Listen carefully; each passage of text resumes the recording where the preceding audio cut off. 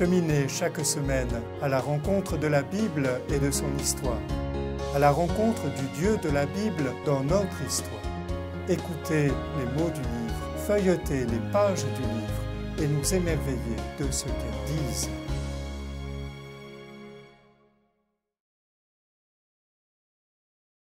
Au cœur de la Bible, que nous découvrons pas à pas, se trouve donc le livre des psaumes, livre des louanges d'Israël, livre de la louange chrétienne. Le psautier est le livre des prières. Il n'est pas un traité de la prière, il fait prier. Le titre hébreu de ce livre des psaumes est Sefer Tehillim, livre des louanges. Oui, car dans ce livre, la louange vient pénétrer jusque dans le monde de la supplication. Prière de louange et prière de supplication, prière de l'épouse et prière du mendiant.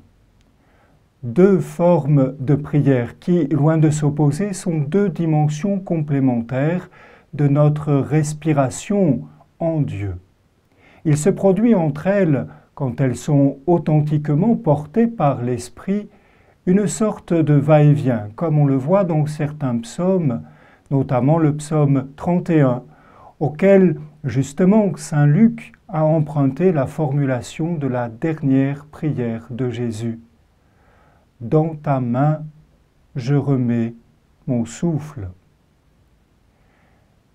Ce qui ne manque pas de frapper dans le psautier, c'est que les expressions de la louange, comme celles de la supplication, ont quelque chose d'excessif. Le psautier ou l'éloge de l'excessif. Mais précisément, ce caractère excessif n'aurait-il pas quelque chose à nous dire de la démesure de Dieu, de la folie de l'homme saisi par un amour sans mesure? Si la supplication exprime une impasse où le priant se trouve enfermé, la louange, elle, est le signe de son salut, d'une victoire sur le mal qui l'écrasait. Elle est joie pour la vie et le bien. Mais ce bien est partagé. En les invitant à la louange, le psalmiste cherche à faire profiter d'autres de ce qu'il a reçu. Ainsi, la reconnaissance, au lieu de se fermer sur le don, traverse le bien reçu pour reconnaître celui qui donne, celui qui en est la source.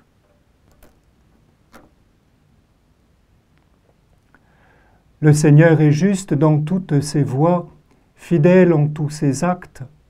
Le Seigneur est proche de tous ceux qui l'invoquent, de tous ceux qui l'invoquent vraiment. Il fait la volonté de ceux qui le craignent, il écoute leurs cris et les sauve. Ma bouche dira la louange du Seigneur, et toute chair bénira son saint nom à tout jamais. Dans le psaume 145.